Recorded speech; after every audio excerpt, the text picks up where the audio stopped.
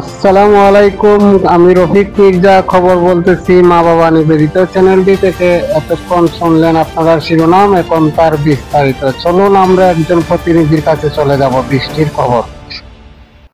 আসসালামু আলাইকুম, আমি রফিক মির্জা বর্তমানে চলে আসলাম নারায়ণগঞ্জ সিদ্ধিরগঞ্জ মিজমিজি খান্দাপাড়ায়। আমি এদিকে একটা খেলার মাঠে আছি। এই যে দেখুন, এটা হচ্ছে একটা খেলার মাঠ যেখানে কিনা ছেলে মেয়ে ফুটবল ক্রিকেট খেলে। আমরা সেই খেলার মাঠে অবস্থিত করছি। এই খেলার মাঠে দেখুন বিয়ার্স, আমার কম কম এই যে গড়া পানির উপর হাঁটু পানির মতোই হয়ে গেছে। তো চলুন আমরা একটু সামনের দিকে যাই, আপনাদেরকে আরো একটু এই রাস্তাঘাটের আশেপাশে খোঁজ খবর দেখাই। চলুন। এখন আমরা চলে আসলাম মিজমিজি কান্দাপাড়া পাকার মাথায়। এই যে দেখুন, রাস্তার মধ্যে গাড়ি ঘোড়া চলতেছে, কি প্রকার পানি দেখুন। একটু কষ্ট করে দেখুন আপনারা। এই যে আমি পাকার মাথা কান্দাপাড়া মিজমিজি এইখানে অবস্থান করেছি।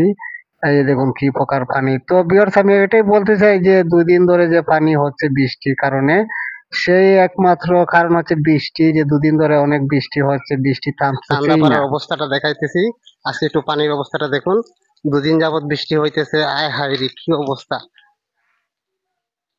এই যে দেখুন বিহার, সেই দিক থেকে প্রায় প্রতিটা মানুষ আসতো, গার্মেন্টস শ্রমিক, রিক্সার শ্রমিক এবং কি সাধারণ জনগণ, স্থানীয় বাড়ি ঘরের মানুষ। কিন্তু এই যে দেখুন পানির কি অবস্থা, আমরা হাঁটু পানি দিয়ে ভেঙে যেতেছি।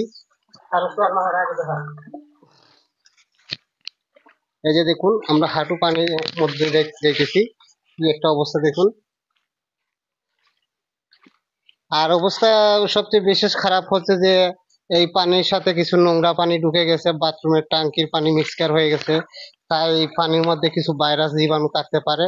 তাই আমরা খুব সতর্কতার সাথে আমি বলতে চাই, আপনারা এই এই কাজটি করবেন না। পানির মধ্যে সহজে কেউ নামবেন না এবং কি শুকনো জায়গা দেখে দেখে আপনারা অবস্থান করবেন। দর্শক, আমরা চলে আসলাম আবারও স্টুডিওতে। তো ধন্যবাদ আপনাদেরকে আমার সাথে থাকার জন্য। যদি আপনাদের খবরটি ভালো লেগে থাকে সবার কাছে শেয়ার করে চ্যানেলটি লাইক সাবস্ক্রাইব কমেন্ট করে পাশে থাকবেন। ধন্যবাদ সবাইকে। আসসালামু আলাইকুম।